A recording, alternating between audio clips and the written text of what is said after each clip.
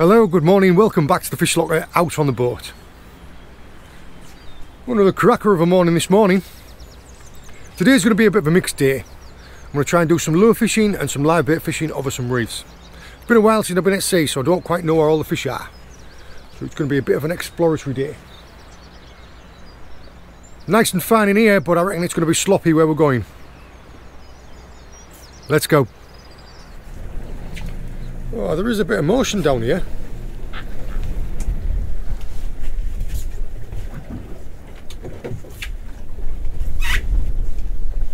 Yeah.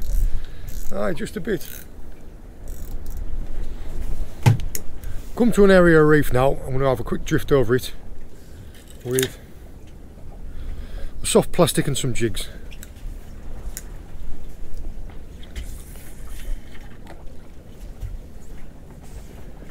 Yeah, right now there's about, I would say 7 or 8 foot.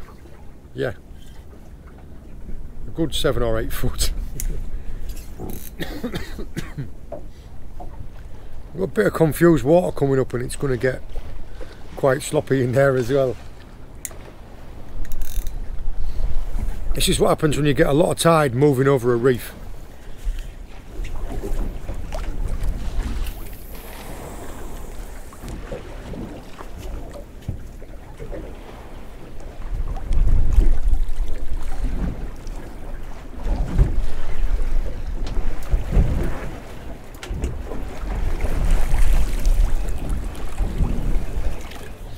Like I say, it's been a while since I've been at sea. I don't quite know where all the fish are. So what I'm going to do is I'm going to move down different parts of the reef to see if they're spread out. I'll do 3 or 4 drifts on this one piece of reef and I'll move to the next one if I don't catch it out. It's about covering ground today and staying on your feet.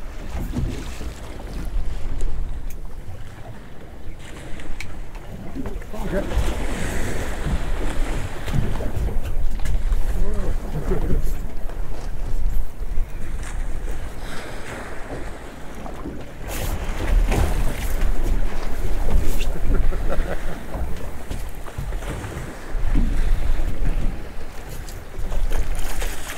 And he's off. Well, I don't know if you saw that, but talk about challenging conditions. That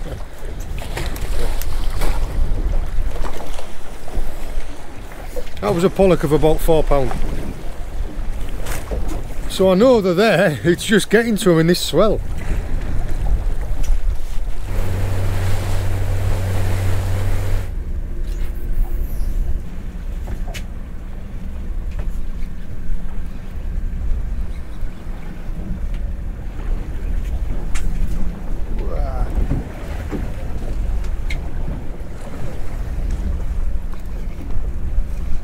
Want to come up.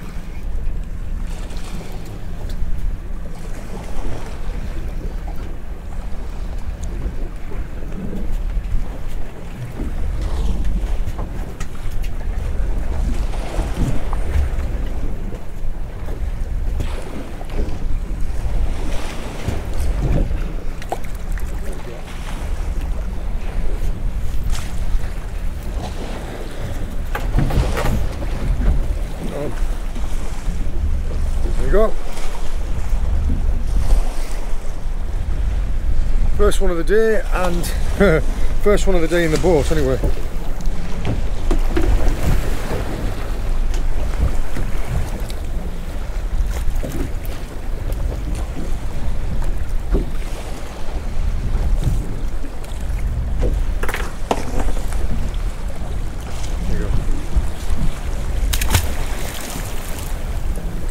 The fish are right in the most turbulent part.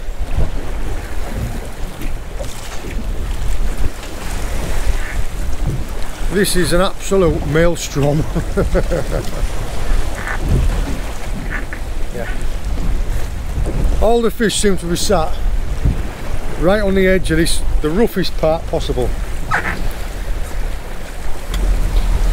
We'll do one more drift through there. I think we'll just find somewhere a little less like the inside of a washing machine to go fishing.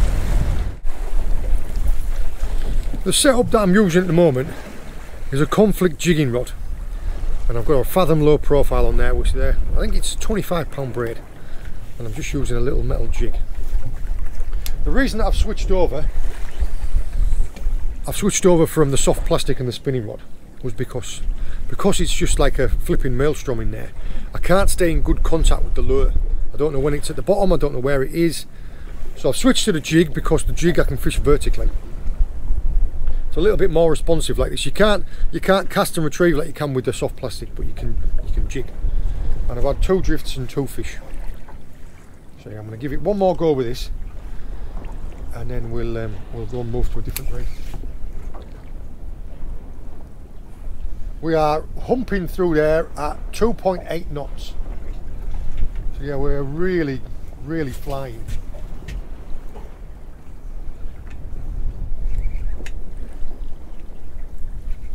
But yeah.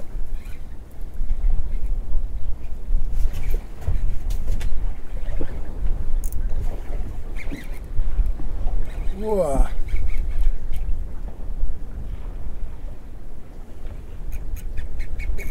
Oh no.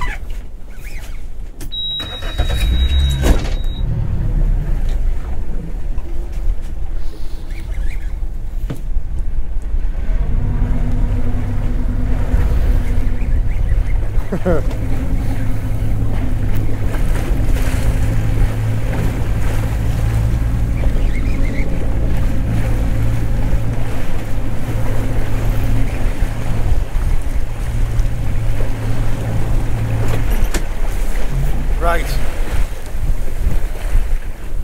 think I still have it.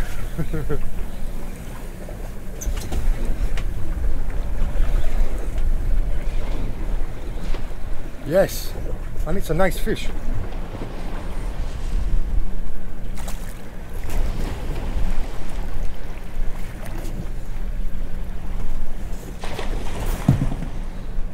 That took being a little bit creative, because we were humping through the reef when I hooked up with it.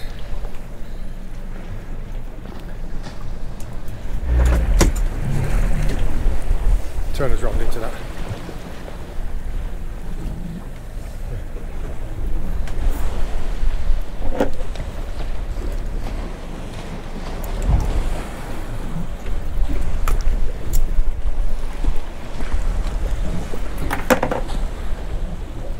There we go.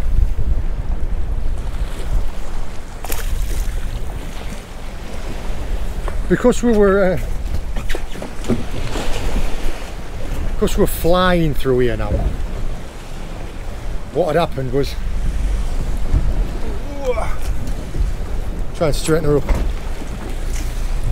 we'd come up over a piece of reef like that, and I'd hooked the pollock on that side of it, and we'd drifted in, so it had dragged it into some seaweed.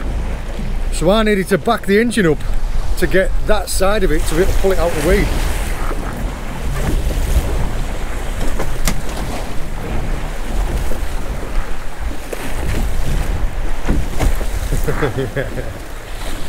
Let's go and find some more comfortable fishing.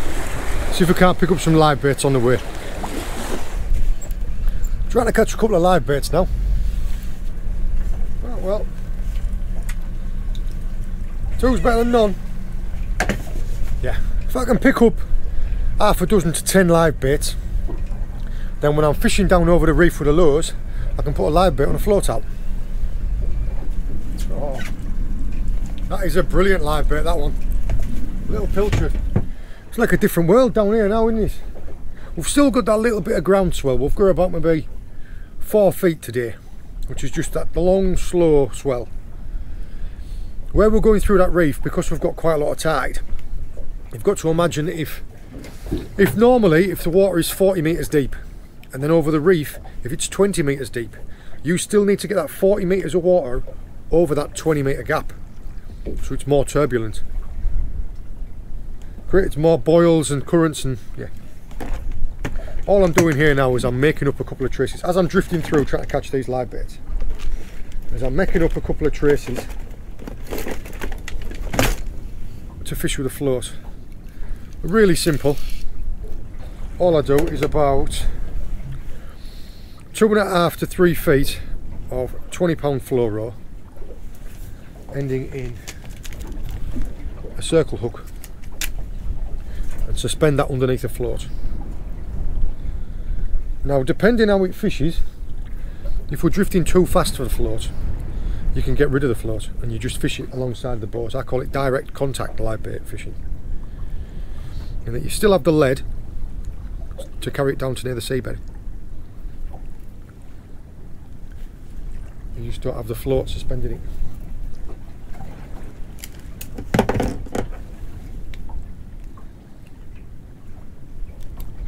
It really is exciting fishing, that, because when you're drifting fast over a reef, the predator fish like the bass and the pollock, they're still feeding.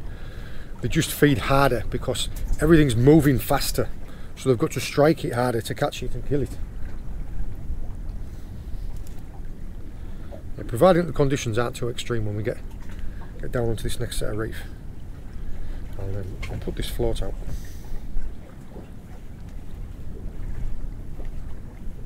The target today is bass, pollock and wrasse. And hopefully I will explain to you why I'm using different tactics at different times and for different conditions. Like already you've seen me, I started off with a soft plastic on the spinning rod, and due to the extreme conditions I couldn't fish using that method, so I switched to a jig. Had a few fish, and now we're going to try and find a little bit more comfortable fishing, just because we do this for our pleasure, don't we?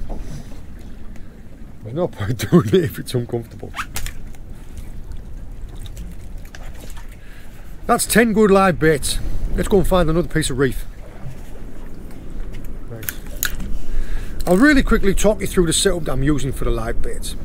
This is a Penn Conflict inshore, and it's the 50 gram. It's slightly longer than my Conflict Elite. I like that for when you're playing with the float, just because when you get the float to the surface, you've still got that much trace. So it gives you a little bit more manoeuvrability on the side of the boat. And this is a Spinfisher live liner 4,500. And the reason why I like the live liner function is so that it can fish with no drag, and then as soon as you wind the handle, it sets to a drag. Perfect for float fishing. Now on the business end, I have just got a large float and then a locked in lead to match the float. 2.5 to 3 foot of fluoro with a circle hook. And all you do is you take one of yours, you'll do perfectly. Now you need to be careful when you're hooking these on, because you want it to remain a live bait, you don't want to kill it. There we go. And then just set it away. I'll set them at varying depth throughout the day depending where I think the fish are. If the fish all seem to be near the bottom, I'll set it deeper. If the fish are near the surface, I'll set it shallower. If I'm drifting through an area of reef and the shallowest point is 20 feet, there is no point me setting it any deeper than like 17 feet, just because I'll be dragging on the bottom and you'll be losing your float. That allows me to be fishing 2 rods, because I can be fishing with a lure and just keeping my eye on the float. And then when the float goes down, put my float rod down, reel that in. We are drifting at, still drifting at 2 knots, drifting rather fast. There's a lot of plankton in the water down here. Because of the warmer weather and because the sea temperatures are starting to warm up, we're getting algal bloom. It's just loads of plankton in the water, just growing. You know, like on all the leaves, as soon as the weather starts getting a bit warmer, almost overnight, all the leaves on the trees all go pff. The same with the algae. Get an algal bloom in May called May bloom. It clogs all the water up and it always knocks the fishing on the head for a bit. We've got a lot of algae around here. I'll move about on this piece of reef and see if I can't find a patch of it without any of that algae. And if it's all everywhere, I think the fishing is going to struggle. We might have to go and find somewhere else. All the bait fish that I'm seeing are down near the seabed. So I've set the float as deep as I can set it, and I'm fishing with a jig on the bottom. I can't fish with the soft plastic at the minute because the tides are just too strong. I'll just be screaming along.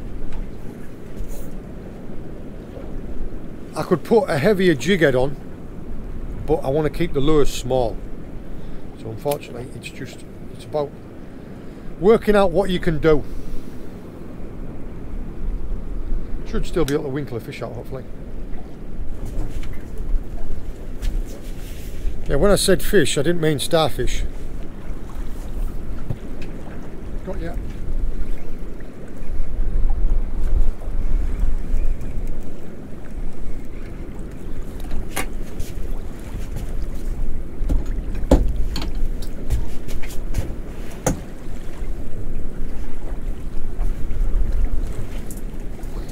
No, and it's just shed the hook. There we go. Just thrashed the hook out. It's a lovely pollock. Oh, it's a fair sized mouth, haven't they?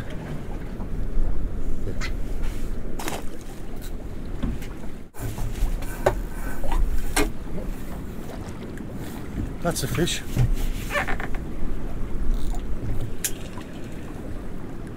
Oh. I just had a snag on the other rod. I just lost my lure.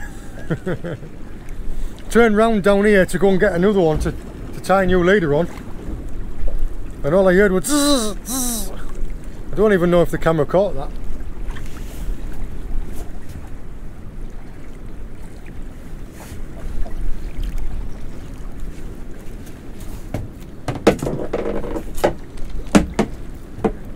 You were a greedy little pollock.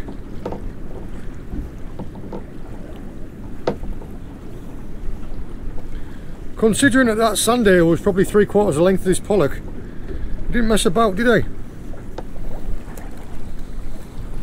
There you go. There's the hook. Yeah. Plankton is really bad down here. I'll try and show you what I mean. You see all the particles in the water.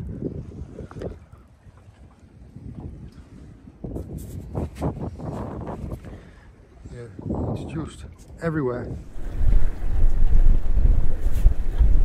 Oh, found you.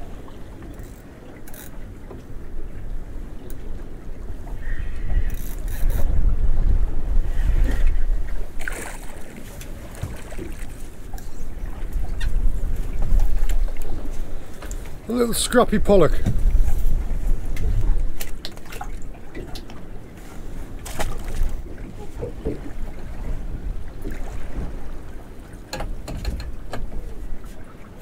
Oh, there's a...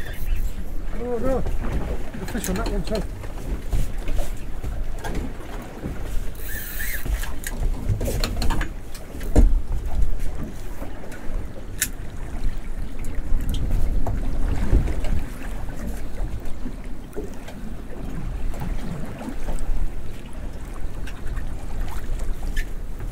It was a bit of chaos. I snagged into the bottom at the same time that the float picked up a fish.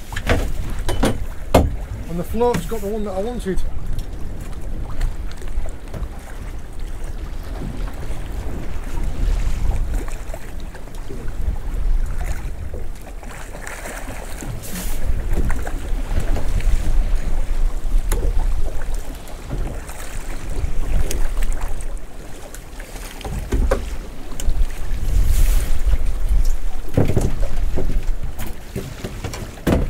That all happened at once. What we ended up with there was we ended up with the worst case scenario that one of the rigs got stuck on the bottom at the same time that the other one found a nice fish. So yeah, the live bait on the float has pulled out a cracking bass. This hook is just inside of his mouth. I can't turn it out by hand, so all I'm doing is I'm just sliding up inside the gills, and you just turn the hook around and pop it out like that.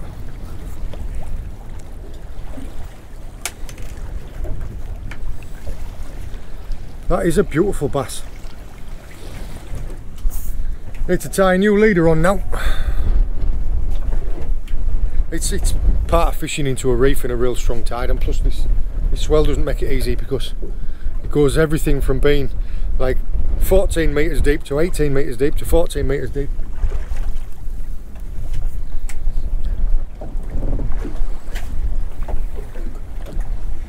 What I'm doing is I'm fishing the tide down. The tide is about an hour before low and it's slowing down. So as the tide starts to slow right down to low water, like the last half an hour of the ebb and the first half an hour of the flood, I'm going to try and go and fish on a little piece of reef just with the lures with the soft plastics. I'm just testing it out now to see if the tide's dropped off enough.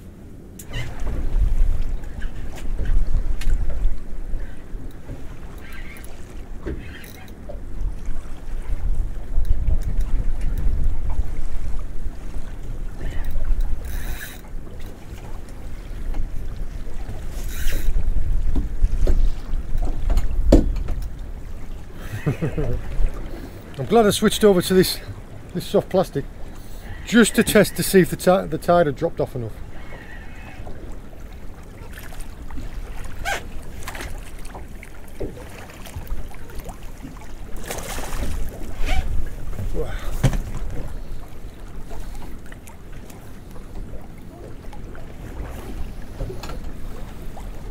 It's a stunning kelpie fish. You can see this one's come from right in the seaweed because it's all golden and motley. There's the lure. Yeah, I think someone's had our bait off. We had a real good bite on the float and now it's gone.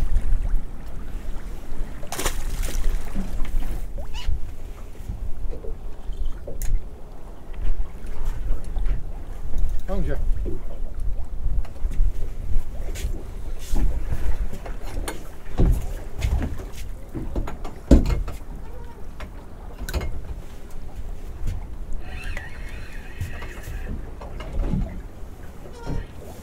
Oh.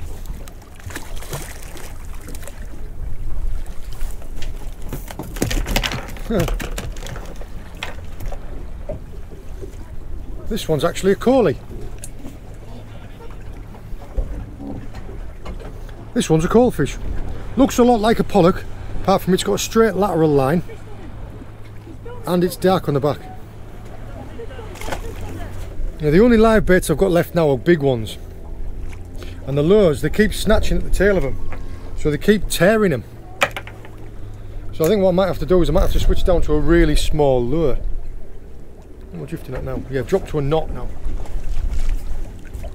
Alright, that tide's slowing right down now. I'm going to bring the live bait in and I'm going to go closer to the shore. I didn't really want to be in there when it was absolutely coursing just because it's a little bit dangerous. But now it's calmed right down, I'm going to tuck myself into some rocks and see if I can't pluck a bass out.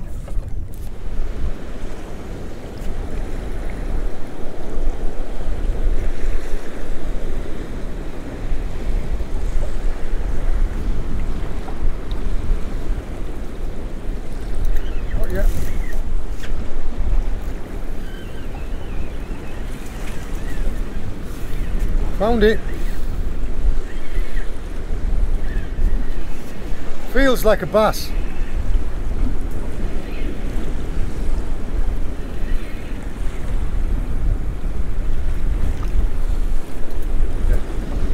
Bass generally, they run high up in the water.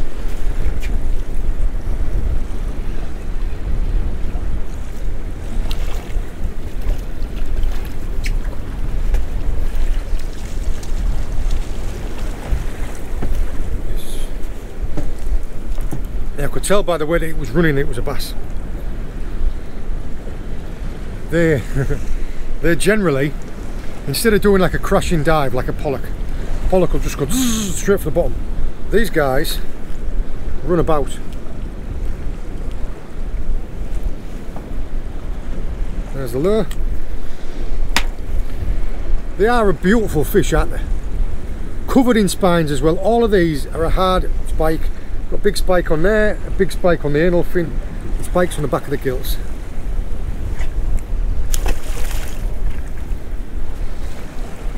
Now I'm allowed to take 2 bass a day as a recreational angler. As a recreational, oh, I nearly lost my cloth then. Recreational angler at this time of year I'm allowed to take 2 bass. 2 bass above 42 centimetres. I've got one The next one I'm looking for is going to be something around about 50 to 60 centimetres. Then I'll be a very happy chap. Found you. Oh, tell you what, it's little fish. They're striking at it and not finding a hook. That's little fish, that. A bigger fish with a bigger mouth will just swallow it in one. These little ones are coming in and hitting it.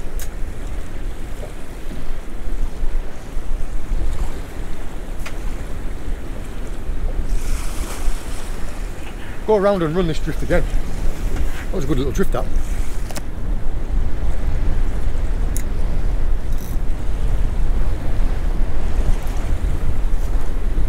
Found you.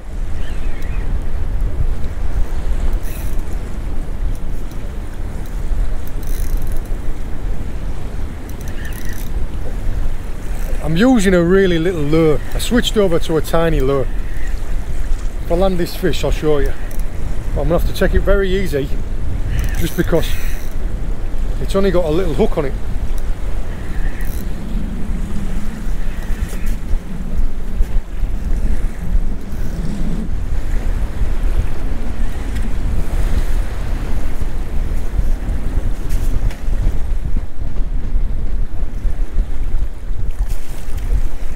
Yes. I was chancing it then, lifting it on the trace. Calm yourself, lad.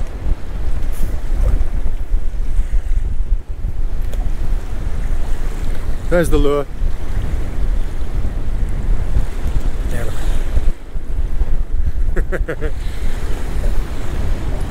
That is a stunning solid pod. A real stocky fish, isn't it? Not a mark on it. But what you might see is this one's actually only got one of them. Fish sometimes come up and they have lice on them.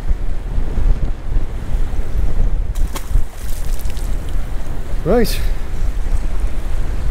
Well, I know they're still there. It's just plucking them out. Like I said, they were being really finicky. So I thought to myself, right, well, I'll switch down to this little tiny lure and see if I can't pluck one out. And it worked. The tide's turned now and it's starting to come back, and it's already at a knot and a half. Probably going to get 2 more drifts in here and I'm going to have to move off. Let's make the most of it.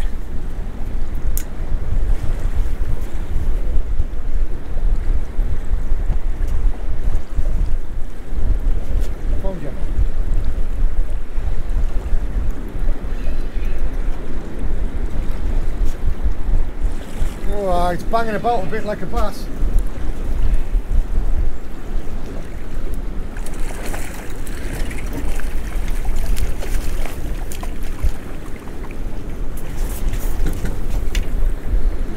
That little tiny lure plucked it out again. It's only a little one. I did say that I thought the strikes that we were getting on the larger lures and we were missing them because it was the little fish. There, look. Ooh, he wasn't coming off. So yeah, because I was getting those missed strikes, I thought to myself, I thought it could be little fish. So by switching down to the smaller lure, I managed to pluck them out. Which way are we drifting?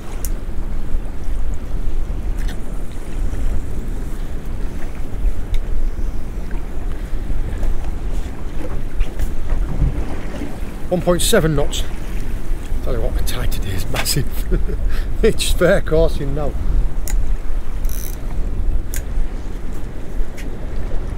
Found you.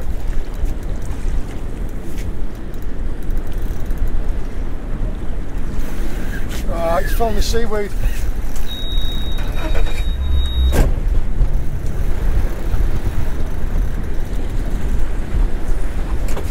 Look around. Oof.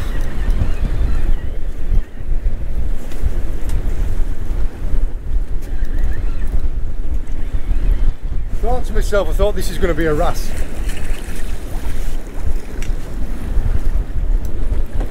Dogged fight and then ran for the seaweed. A really pretty fish. Stop, stop, stop, stop. All of these on top of there are all a spike on his. Of course he's splashed the camera. All of these on top of there are a spike. Beautiful looking fish, aren't they? Where are we looking? Where are we looking?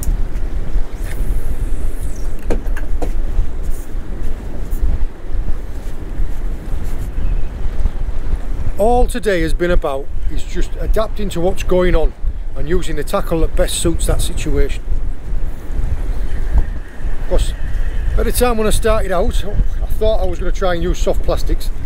Because the tide was too strong and because we were throwing about all over the place in them great massive swells, I had to go to the jig so I could fish vertically.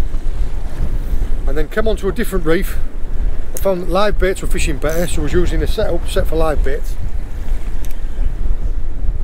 And then as the tide's dropped away, gone from jigs back to soft plastics, and now the tide's picking back up again, going off soft plastics, and I'm going to have to go back to jigs, or just heavier soft plastics. I might be able to get away with one more drift by sizing up. By sizing up from this one to this one.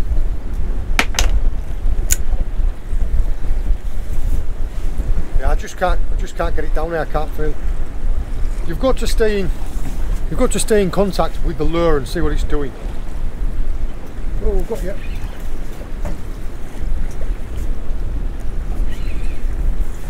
In order to fish effectively, you need to stay in contact with the lure, so you know where it is in the water and you know when you're getting a bite. Like that there, I've just dropped down to the bottom. This feels like it might be another wrasse. Just dropped down to the bottom and was feathering it down so that I could feel it. Didn't just let it go, I was dropping it down gradually so that I could feel when I got a bite, like this.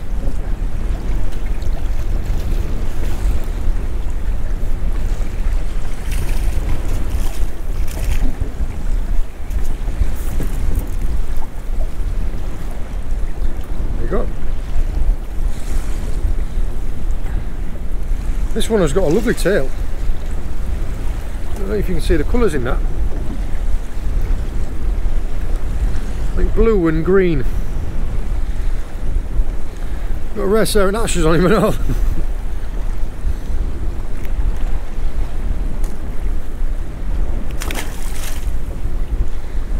Yeah, if I hadn't been feathering that bait down there gradually so I could stay in contact with it, I'd have never known when I was going to reach the bottom and I wouldn't have felt that bite.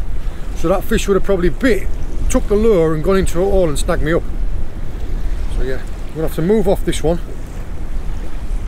and move on to whatever you want.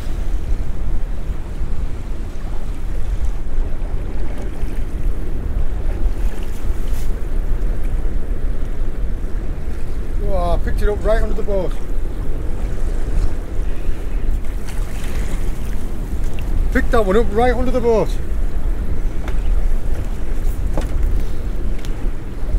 When I'm holding the fish like this, my fingers aren't, well,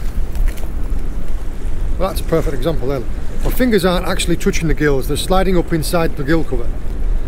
And it allows you to hold on to them in a strong way, and yet there's no chance of them flapping out your hands, biting you, flapping, like flapping on the deck or anything. Yeah, it's the best way to hold them. Just inside the gill cover like that.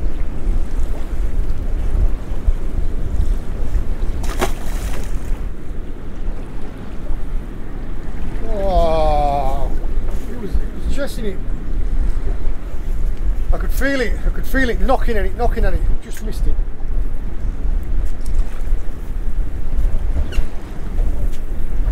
Right, that time though.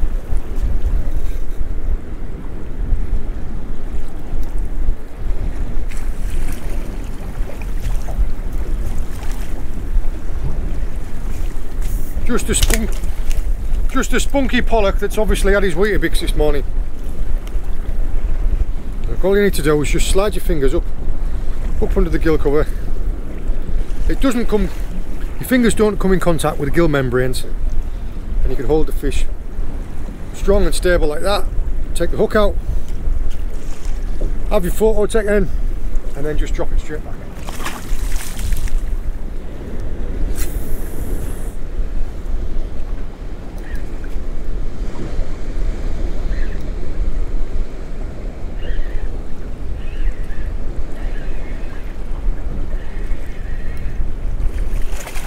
This guy's very pretty.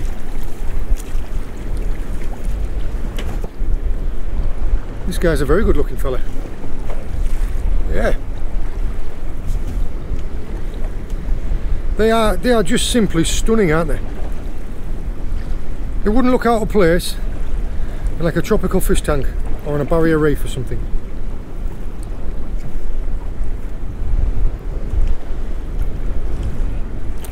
Whoa! Got ya.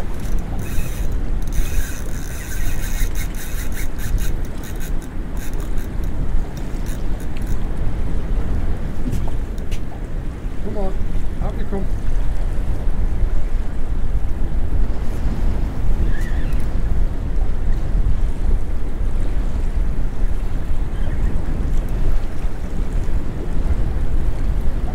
I think this might be foul hook, because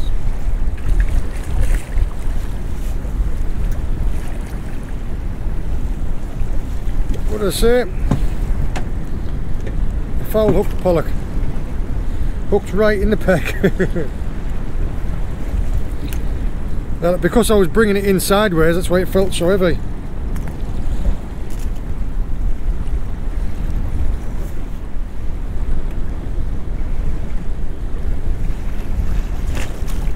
Don't know how many fish I've had out on this spot of reef. 10? Yeah. Brilliant.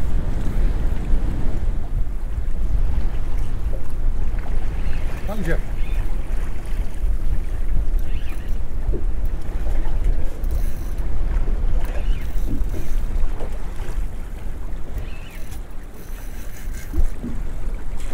Oh, it feels like a ballon.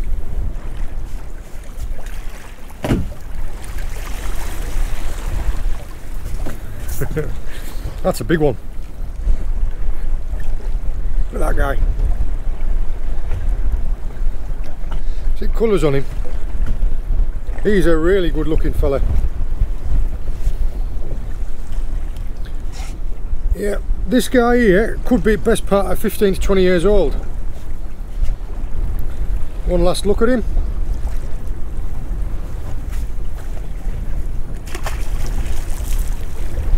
Oh, good lad. Great big ballon wrasse. That tide's picking right up again now, so I've had to drop onto the jig.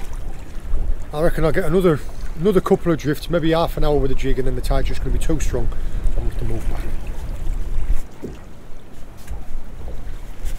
Little scrappy pollock. I could feel like a few hits. The same when I was fishing with a soft plastic. And yeah, like I say, if it's just small ones like this, they don't take the whole lure in their mouth. They just kind of snap at it and snap at it. So the reason why I've managed to catch it with this is not only is it a smaller jig so it can go in its mouth, but also it's got 2 sets of hooks. We've got to the stage now where I just can't fish effectively. Yeah, these little jigs now, I'm in a bit of a dilemma. I know that all the bait fish around is small, so the fish are honed into feeding on small stuff. The tide's now too fast to be able to use the small jigs. I could use a larger jig, but I won't catch the fish because the fish aren't taking the larger jigs. It's kind of one of them. What I'm going to do is I'm going to have my sandwiches and I'm going to steam back to another area of reef. A different area of reef, a couple of miles away, that's usually got a bit of a slower drift. We'll try a little bit of that.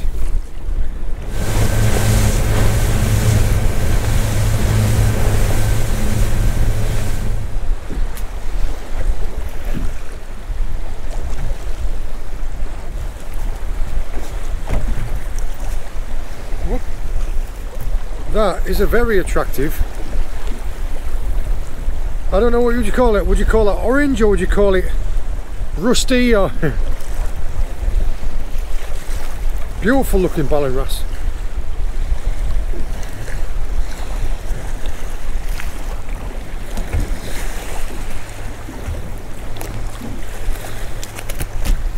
Oh, released himself.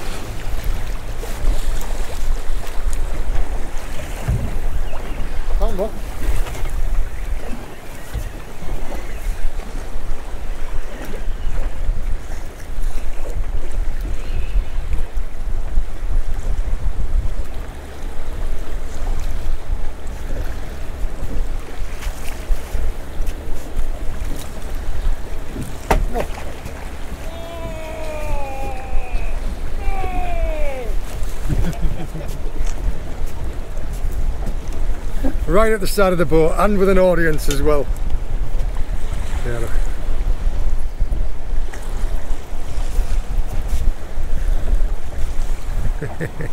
I don't mind losing the odd one.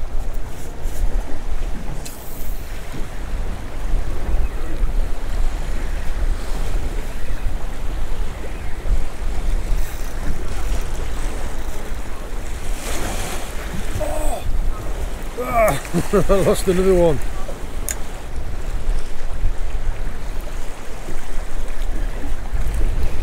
Finally.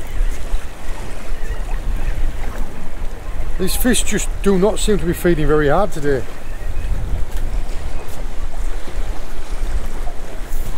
Tell you what, this is a very good looking one to end on. All of the fish today I really have had to work for. Just not feeding very hard. And look, even these little ones, it's just nicking them. But the colorations on these little reef pollock are stunning, aren't they? Try and brace myself so I'll show you.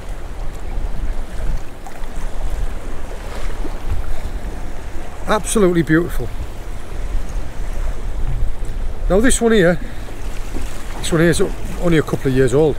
This is above the legal limit to take, but in my opinion they're not worth taking until they're about £6.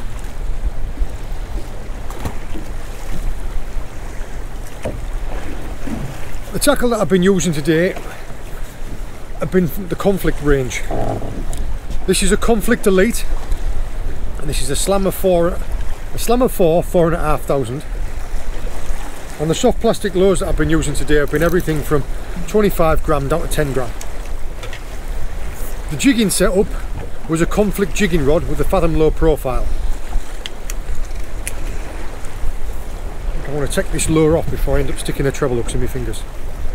Yeah, these little spinners, 30, 40, 50 gram. And the setup for the live baits with the float, that was the Conflict Inshore 50 gram. Like I say, slightly longer than the Conflict Elite. And the beauty of that was just being able to like manoeuvre it around the boat. Spin fish a live liner. I like the live liner for when we're float fishing, just because you can set it like that and it can take drag away. So if a fish is going to take your float, it gives me a couple of seconds. I mean, as I did when I hooked up on the float, it ended up that I'd hooked into the bottom with the other rod as well.